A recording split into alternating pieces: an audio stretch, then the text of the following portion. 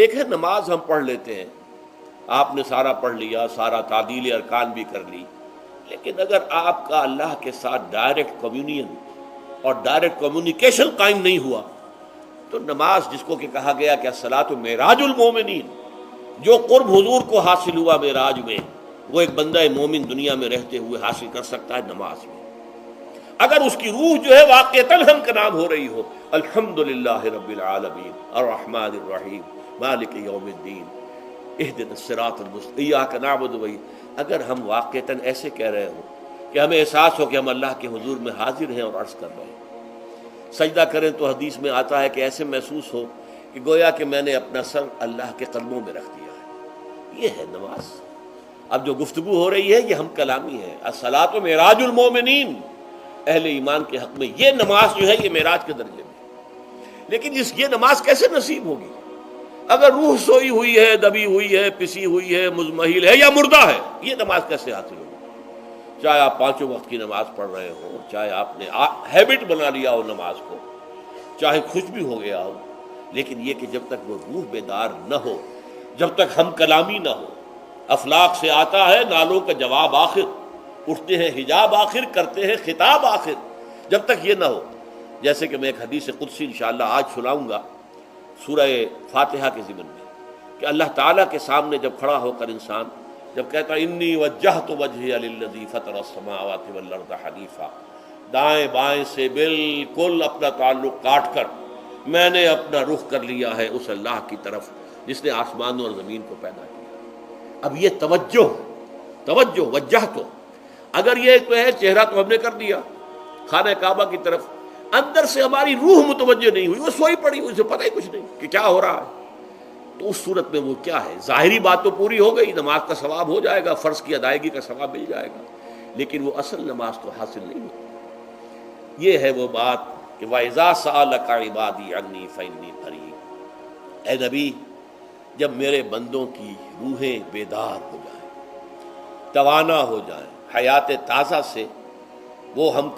کنار ہو جائیں، اور پھر وہ میرے بارے میں پوچھیں، وہ میرا تقرب حاصل کرنا چاہتے ہیں، تو آپ سے پوچھیں تو کہیے میں قریب ہی ہوں، اجیب دعوت الداع اذا دعان، یہ ہے وہ دعا،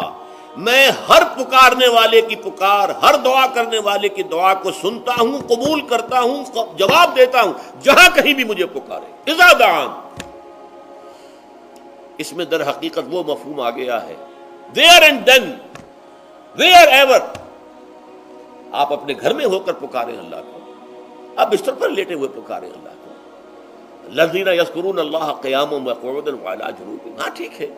بعض مقامات بعض اوقات قبول دعا کے لیے زیادہ سازگار ہے، حرم میں جا کر دعا مانگی جائے، اور منا میں عرفات میں خاص طور پر، جبل رحمت پر خاص طور پر، ملتزم جو ہے کعبے کا اس پر خاص طور پر، وہ ایام بھی ہیں خاص، لیکن یہ نہیں ہے کہ بقیہ دنوں میں آپ کے اور اللہ کے درمیان کو بڑا فاصلہ ہے۔ یہ سارا دنیا میں مشرکانہ نظاموں نے تصور پیدا کیا، اللہ تو دور ہے دور ہے دور ہے دور ہے، پاک ہے پاک ہے پاک، تم ناپاک ہو ناپاک ہو ناپاک ہو، اور تم تو بڑی پستی میں پڑے ہو، تم اللہ سے براہ راست ہم کلام نہیں ہو سکتے۔ کوئی درمیانی چاہیے، کوئی لنکس چاہیے، کوئی پجاری ہوگا، کوئی پروہت ہوگا، کوئی پنڈت ہوگا، کوئی پیر ہوگا، کوئی پادری ہوگا، کوئی پوپ ہوگا، اس کے ذریعے سے تم اللہ سے ہم کلام ہو، خود نہیں۔ اور جب ذریعے بیچ میں آ گئے تو ان کی مٹھی گرم کرو،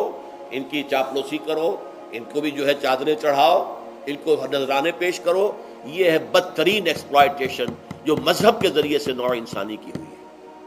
یہ دو ایکسپلائٹیشن دنیا میں ہوئی ہے تاریخ انسانی میں، ایک بادشاہوں کی طرف سے خراج دو ہمیں، محنت تم کرو گے کھیت میں، آدھا حصہ ہمارے پاس آئے گا، ہم عیش کریں گے، ہم سٹینڈنگ آرمیز رکھیں گے تاکہ ذرا تم بغاوت کرو تو تمہارا سر کچل دیا جائے۔ یہ ایکسپلائٹیشن بدترین، مانگنے والا گدا ہے، صدقہ مانگے یا خراج۔ دوسری طرف ہم بادشاہ ہیں، ہم چندر بنسی سورج بنسی خاندان ہیں، ہم راجپوت ہیں، حکومت کرنا ہمارا حق ہے۔ اور یہ پنڈت پروہت جو ہے وہ بھی کہیں گے کہ ٹھیک ہے، نصف لی و نصف لک وہذا قوم جاہلون، یہ عوام جو ہے ان کا خون چوسو، ہمیں یہ نذرانے پیش کریں، بتوں کو آ کے چڑھاوے چڑھائیں اور تمہیں خراج دیں اور ٹیکس دیں۔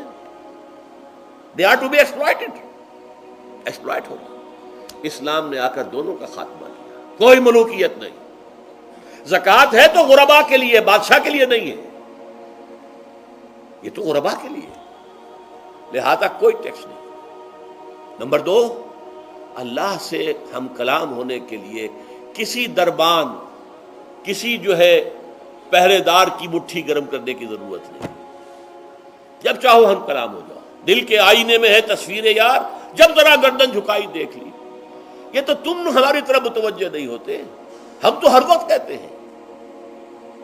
ہر شب کو آخری لمحات جو ہیں، آخری جو گھنٹے ہیں رات کے، سمائے دنیا تک ہم نزول فرما لیتے ہیں تمہارے لیے،